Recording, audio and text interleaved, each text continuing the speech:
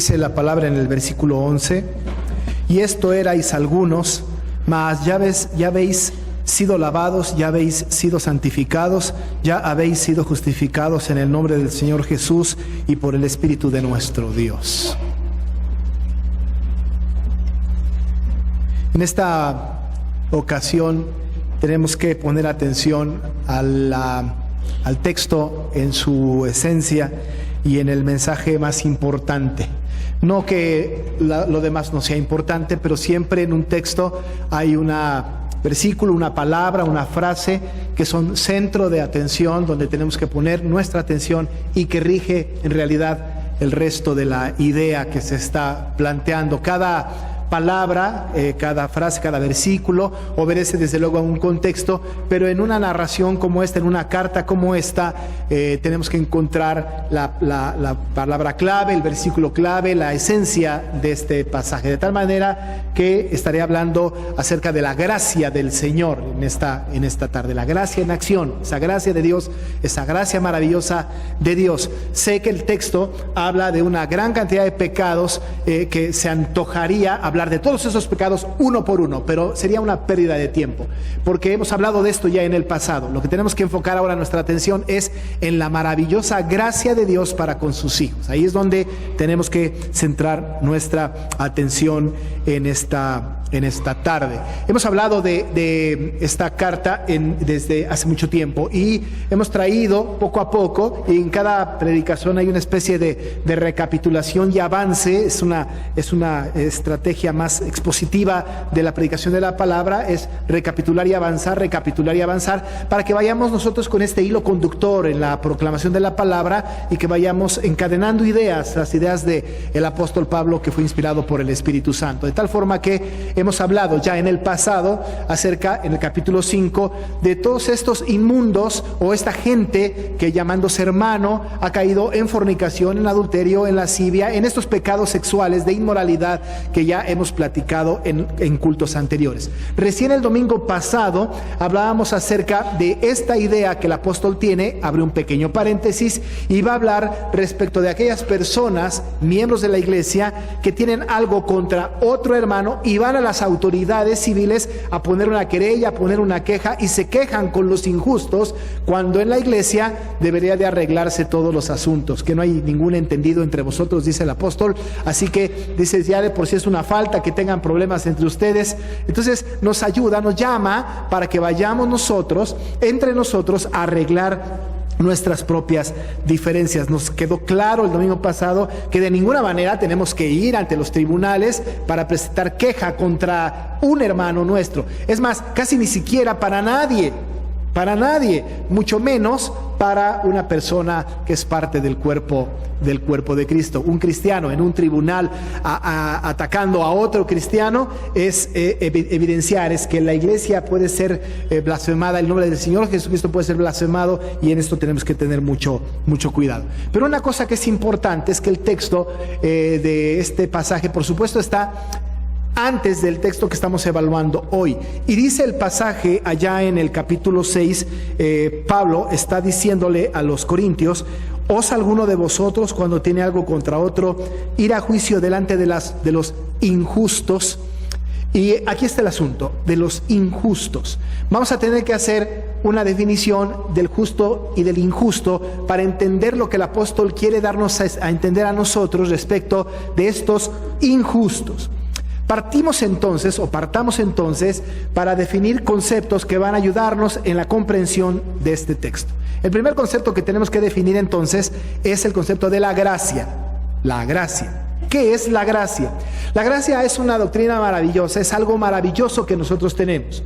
La gracia es tan importante que en la Reforma Protestante tuvo que haber un postulado para hablar de que la salvación se obtiene solo por gracia, y allá que tenemos sola gracia. Así que era muy importante el postulado, solo por gracia. Desecha por supuesto las obras, desecha por supuesto los merecimientos, y dice, no se trata de lo que hagas, no se trata de lo que merezcas, se trata de lo que Dios es capaz de hacer y quiere hacer para contigo.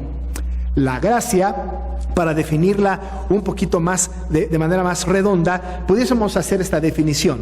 La gracia es la soberana disposición de Dios de mostrar y comunicar su amor salvador, que incluye el perdón de pecados y la nueva vida en Cristo, a personas que no solamente no la merecen, sino que merecen todo lo contrario.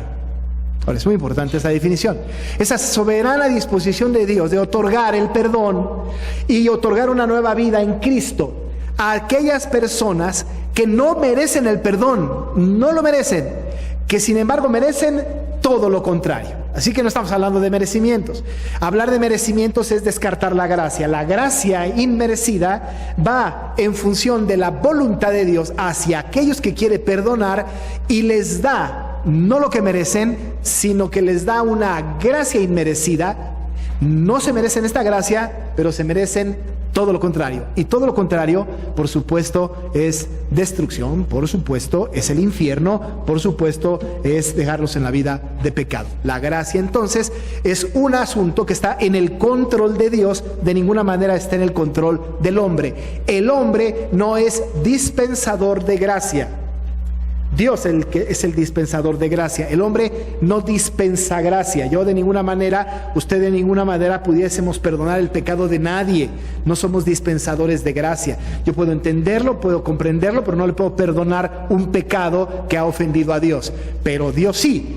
Él es el dispensador de la gracia y nos la da a nosotros, que no solamente no la merecemos, sino que merecemos completamente lo contrario. Así que entonces la gracia es un asunto que hemos de definir. Por otro lado, hemos de definir el concepto de el justo y el injusto. Esto va acorde a lo que el apóstol empieza en esta sucesión de ideas a hablarnos a nosotros a través de la iglesia de Corinto, en el versículo 9, que es el tema de nuestra predicación. El versículo 9 dice: ¿no sabéis que los injustos no heredarán el reino de Dios? Hemos entonces de seguir en las definiciones. El injusto. Ya allá al principio en el versículo 1 nos habló de los injustos. ¿Cómo es que llevan los asuntos ante los injustos? ¿Qué es un injusto?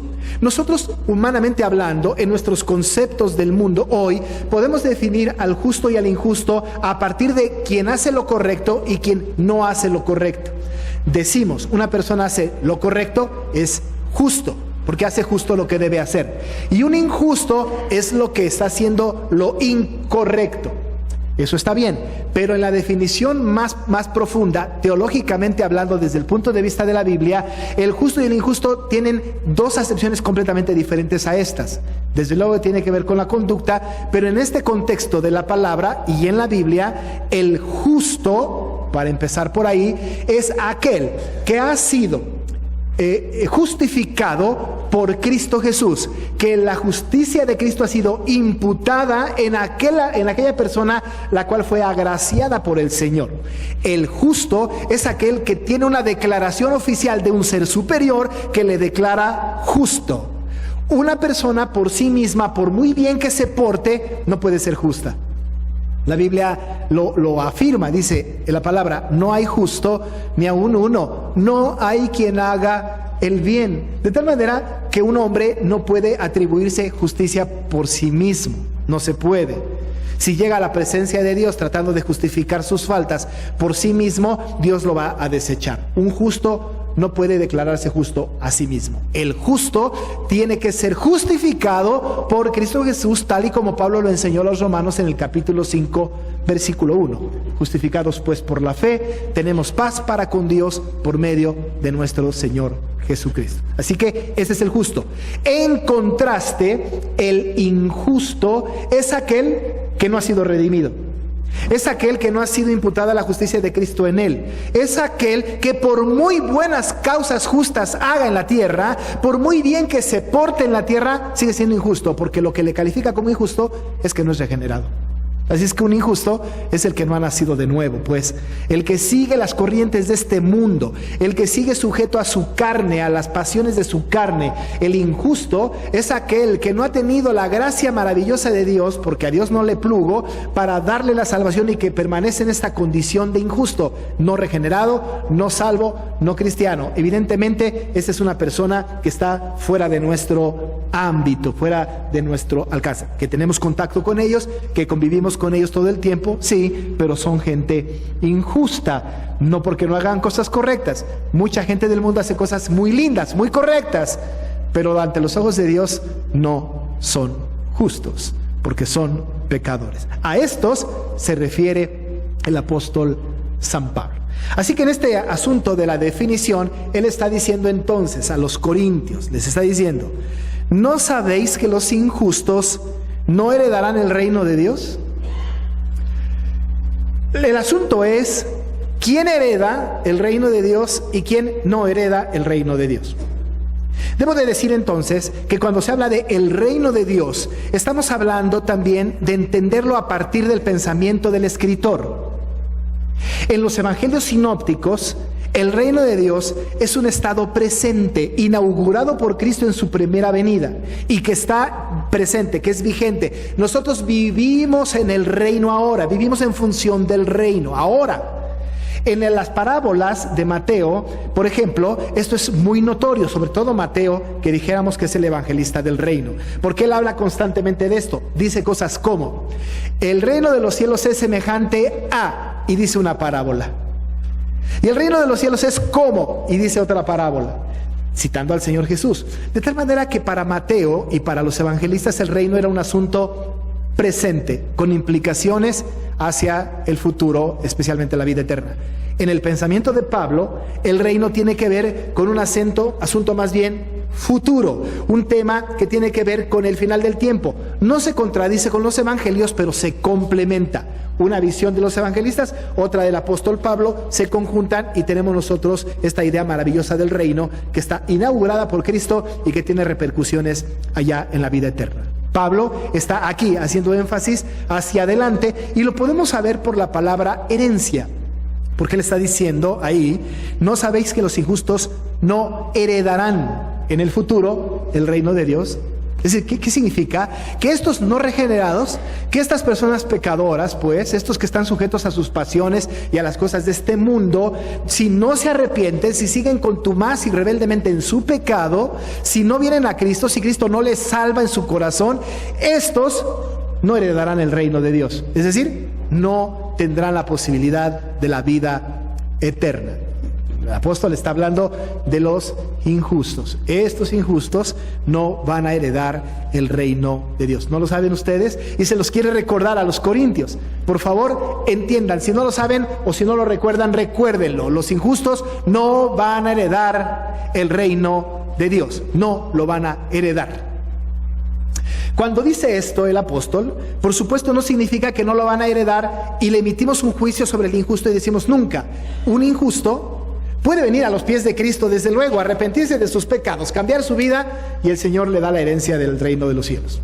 Es decir, el Señor va trabajando en la historia de la humanidad y va añadiendo a su redil a aquellos que Él escogió y desde luego salva. Por supuesto que no significa que una vez que tenemos a un injusto en la calle decimos no se va a salvar, y no se va a salvar nunca más, de ninguna manera, de ninguna manera.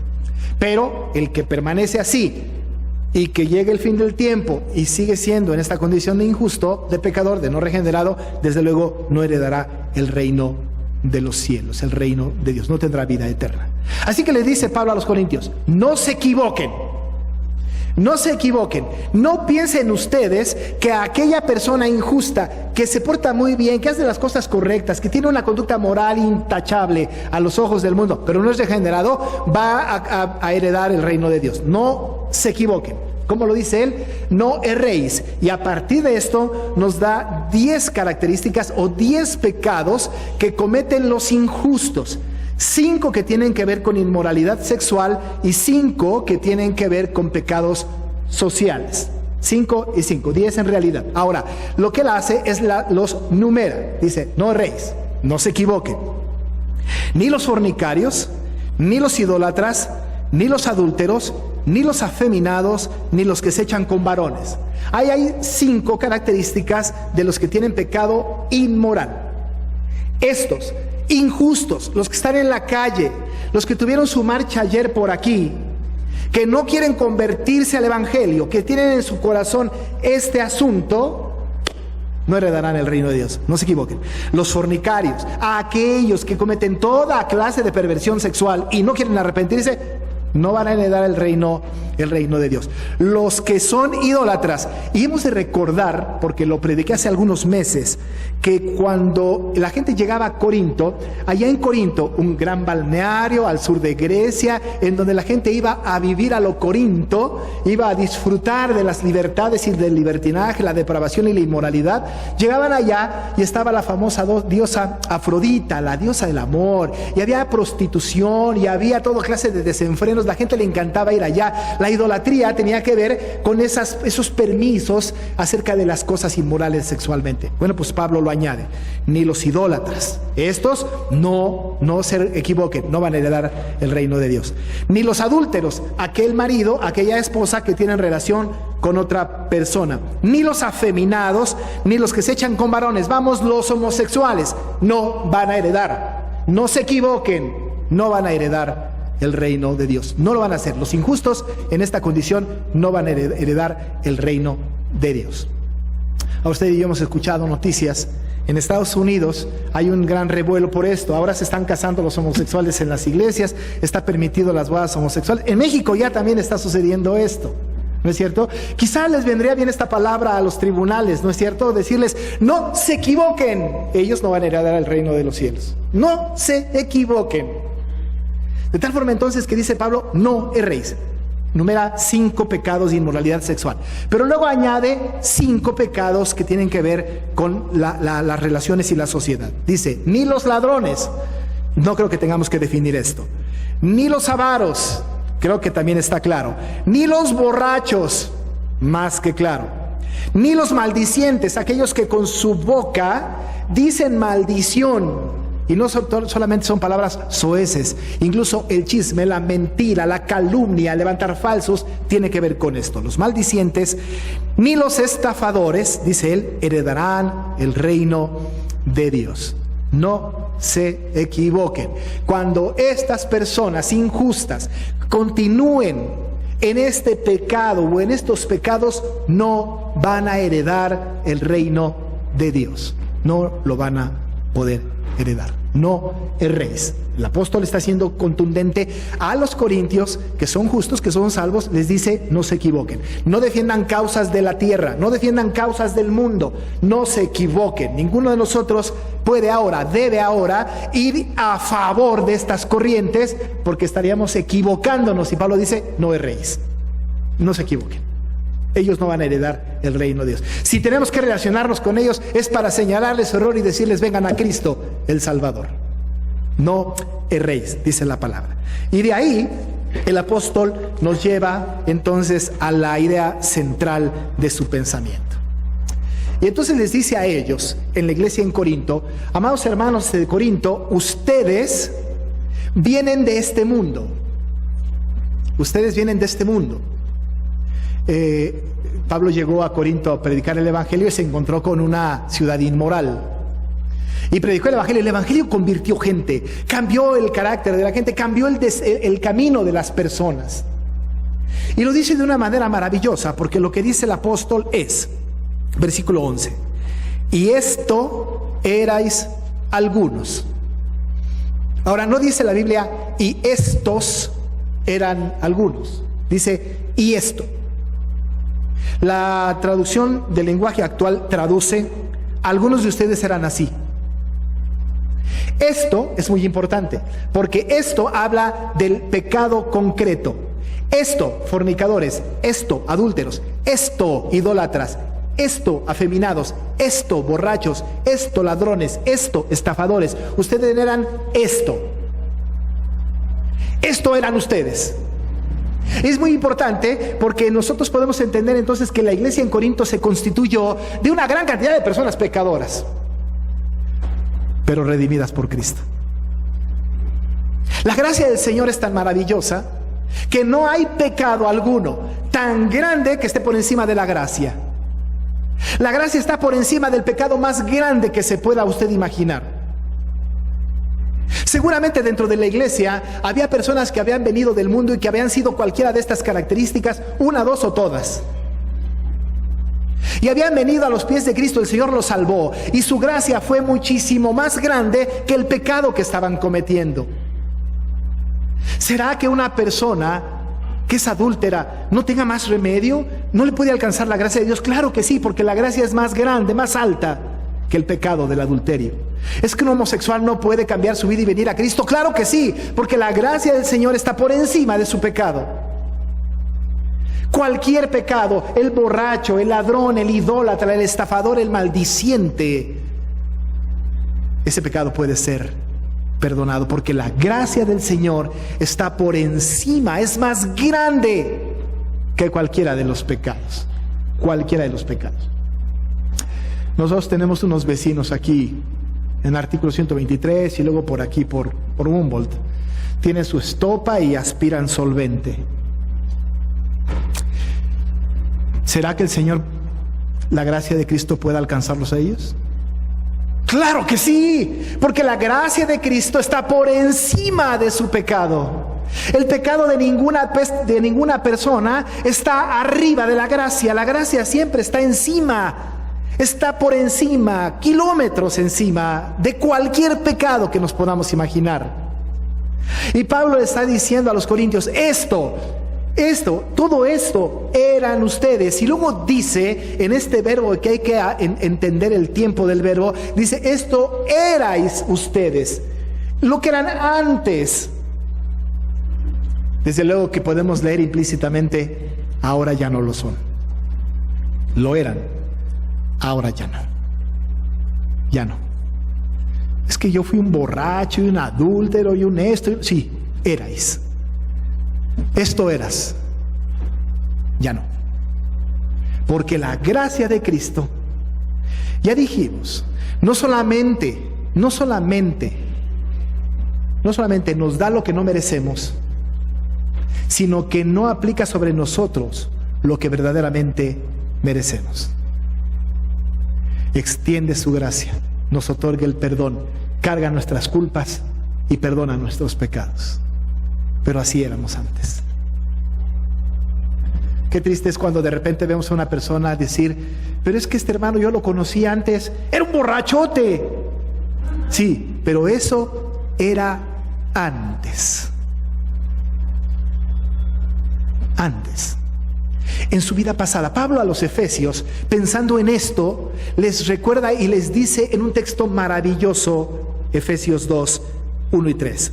Y Él os dio vida, le dice a los cristianos en Éfeso, a vosotros, cuando estabais muertos en vuestros delitos y pecados, en los cuales anduvisteis en otro tiempo, siguiendo la corriente de este mundo, conforme al príncipe de la potestad del aire, el espíritu que ahora opera en los hijos de desobediencia, entre los cuales también todos nosotros vivimos en otro tiempo, en los deseos de nuestra carne, haciendo la voluntad de la carne y de los pensamientos, y éramos por naturaleza hijos de ira, lo mismo que los demás, en lo que anduvisteis en otro tiempo.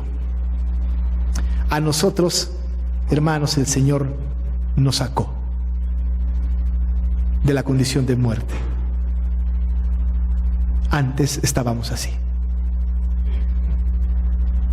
Éramos por naturaleza hijos de ira, lo mismo que los demás.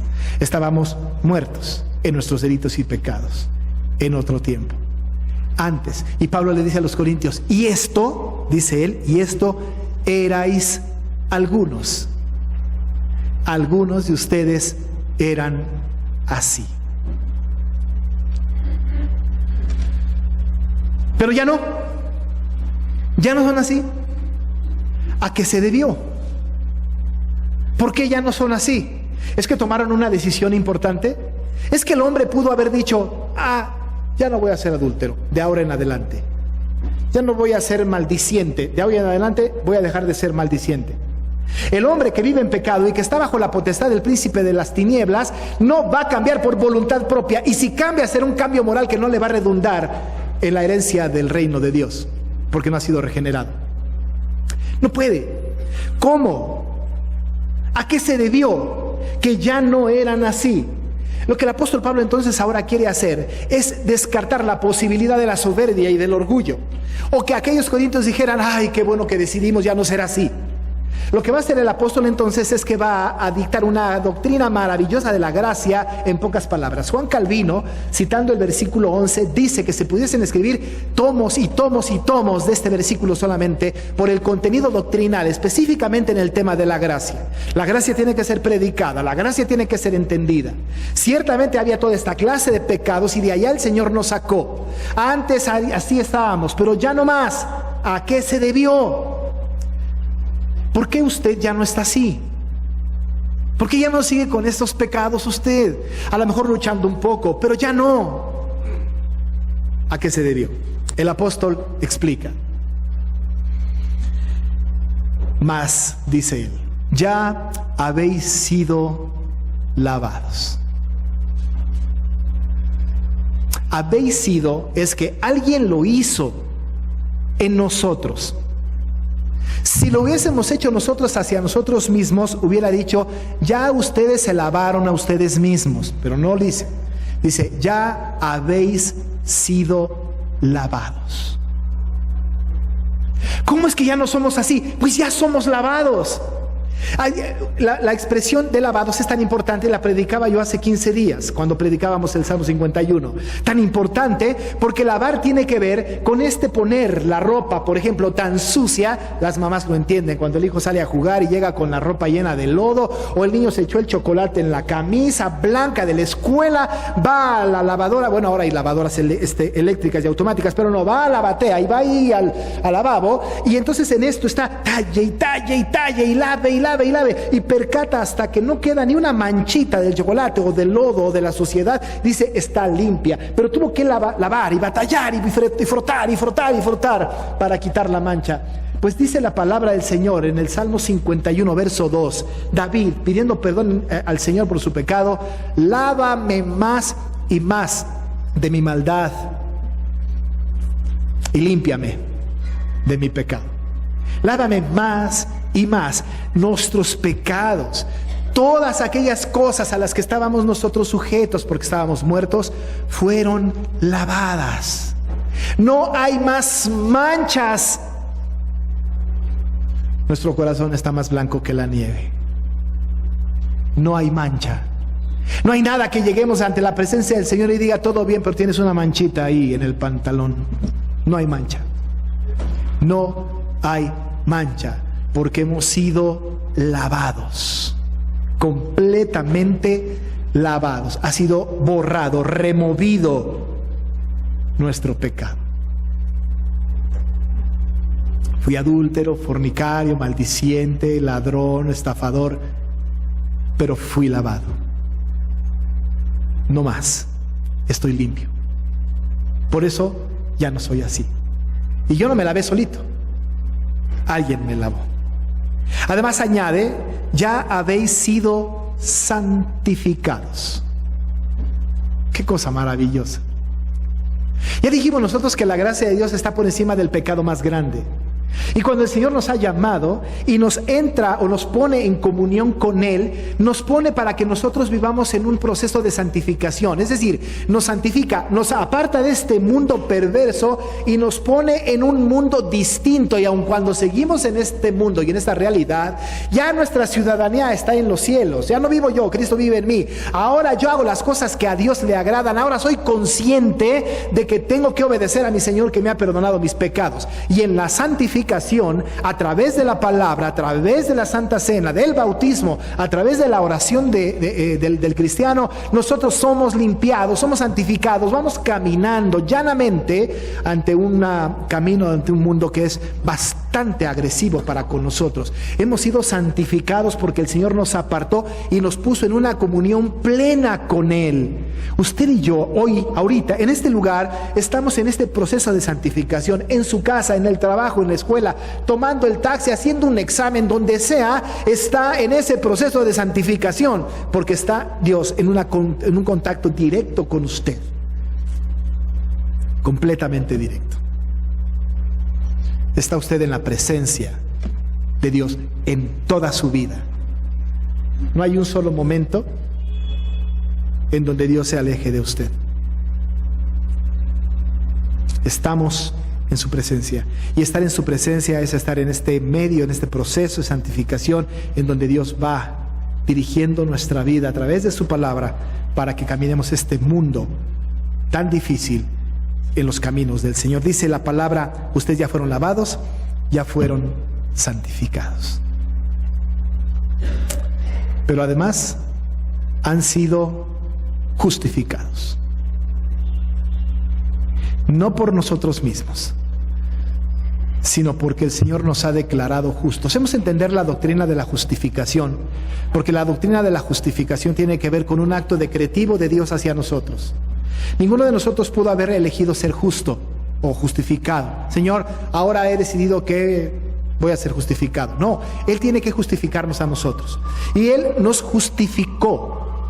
Al justificarnos, y vamos a llegar ante la presencia del Padre al final del tiempo, y vamos a estar allá, y Satanás, que es el acusador de todos, va a estar acusándonos y va a decir: Señor, pero mira quién tienes enfrente. Este fue fornicario, idólatra, adúltero, afeminado, se echaba con varones, maldiciente, borracho, estafador. Y vamos a decir: es verdad, me conoce bien. Y luego nosotros podemos decirle al Señor: Señor, pero mira, yo te voy a decir, fui así por esto. No nos podemos justificar delante de Dios. No se puede.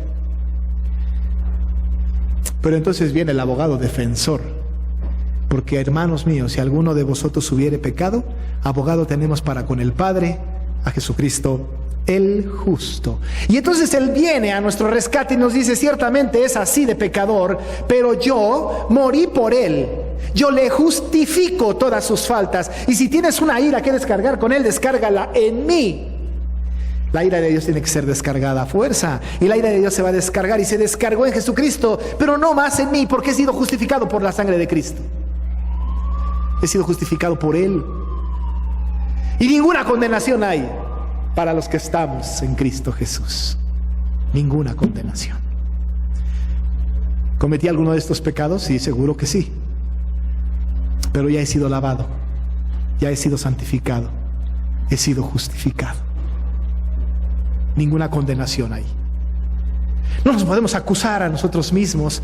No podemos nosotros permitir que esto suceda, porque hemos sido lavados, hemos sido santificados, hemos sido justificados. ¿Cometimos esos pecados? Sí. Pero antes éramos así. Ahora ya no. Hemos sido lavados, santificados, justificados. ¿Por nuestro propio mérito? Porque así es como nosotros decidimos. No. Tuvo que haber un poder superior. Y el poder superior, eso que nos lavó, nos santificó y nos justificó, no es otra cosa que Dios completamente trino nos salvó. Esta obra fue del Dios trino completo, que hizo la obra de lavar, santificar y justificarnos a nosotros, y que no fuéramos así. Y si algún día le preguntan ¿dónde encuentro un versículo donde esté la Trinidad? Pues aquí está en el versículo 11, amado hermano, porque si lo nota con cuidado, ahí está la Trinidad activa en lavarnos, santificarnos y justificarnos. Mire cómo lo dice Pablo, al final del 11. Dice él, bueno, todo el 11 lo leo: y esto erais algunos, mas ya habéis sido lavados, ya habéis sido santificados, ya habéis sido justificados. ¿Y aquí empieza? En el nombre del Señor Jesús. Ahí está el Hijo. Y por el Espíritu. Y si su Biblia es la Reina Valera 60, Espíritu está con mayúscula. Ahí está el Espíritu Santo. De nuestro Dios. Ahí está el Padre. La Trinidad en acción, en otorgar gracia a aquel que no solamente no la merecía, sino que merecía lo contrario. La Trinidad activa. Dios Todopoderoso, completamente Dios, en su personalidad, como Hijo, como Espíritu Santo y como Padre, nos lavó, nos santificó, nos justificó. La gracia perdonadora del Señor, amado hermano, ya dijimos, es abrumadora. Y no hay pecado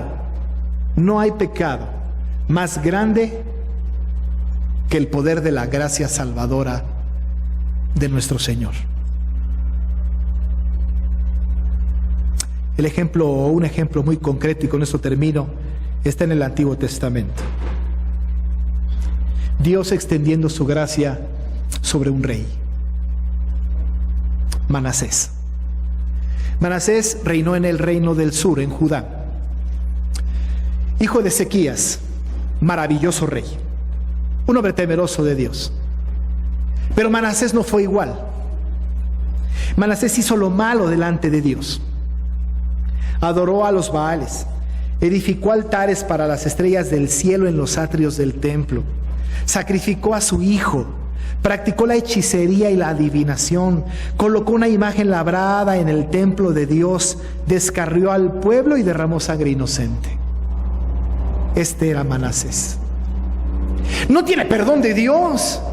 Sacrificar en los lugares altos, jugar con la hechicería y la adivinación, sacrificar a su hijo, desviar al pueblo hacia la idolatría, no tiene perdón de Dios. Y cualquiera de nosotros que lo viéramos enfrente diríamos: tú te condenas, no tienes perdón de Dios. No hay cabida para hombres como tú en esta tierra. Pero segundo de Crónicas 33. Segundo de Crónicas 33 dice de Manasés, versículo 12 y 13. Mas luego, dice la palabra, mas luego que fue puesto en angustias, oró a Jehová su Dios, humillado grandemente en la presencia del Dios de sus padres. Y habiendo orado a él, fue atendido, pues Dios oyó su oración y lo restauró a Jerusalén, a su reino. Entonces reconoció Manasés que Jehová era Dios. No solamente lo perdonó y le dio la salvación, sino que lo regresó como rey en Judá. La gracia maravillosa de Dios es más grande que cualquiera de nuestros pecados. La gracia maravillosa de Dios abarca toda nuestra vida y el Señor perdona cualquiera de nuestros pecados, salvo la blasfemia contra el Espíritu Santo. Todo lo demás es y puede ser perdonado por Dios. A los grandes pecadores de Corinto, el Señor los lavó, los santificó, los justificó. Y mi amado hermano, usted y yo, antes de ser justos, antes de ser regenerados, teníamos todas esas características de pecado en nuestra vida. Todas. A lo mejor usted fue fornicario, o adúltero, o maldiciente, o borracho, o idólatra, o estafador, o afeminado, o se echaba con varones, yo no lo sé. Pero ahora ha sido lavado, santificado, justificado a través de Jesucristo por el Espíritu de Dios, y su gracia operó completa en la vida de usted y en la mía, porque su gracia es más alta, más grande que cualquiera de nuestros pecados. La única respuesta posible para el Corinto de aquella época creyente era decir: gloria a su nombre por su gracia. Pues, amado hermano, nosotros podemos decir gloria a su nombre por su maravillosa gracia. Oramos. Gloria a tu nombre, Señor. Gloria a tu nombre.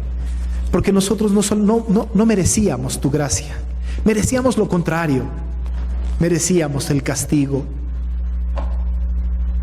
Pero tú, Señor, a través de tu Espíritu y por la obra redentora de Jesucristo, nos lavaste, nos santificaste, nos justificaste. Antes éramos así, pero ahora somos una nueva criatura, y ninguna condenación hay para los que estamos en Cristo Jesús. Alabado seas, Señor. Te damos gracias por esa verdad absoluta en el nombre de Cristo Jesús. Amén. Nos ponemos de pie para recibir la bendición de nuestro Dios.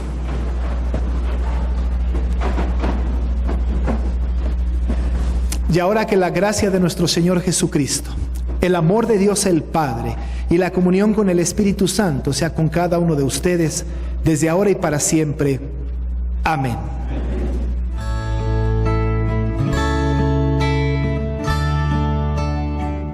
Iglesia Nacional Presbiteriana Príncipe de Paz, ubicada en Humboldt número 50, Colonia Centro, México DF. Si desea mayor información, puede comunicarse al 5518-6114 y 5518-5900 o en la página de internet www.inp-príncipedepazcentro.org. Recuerde que esta puede ser su iglesia.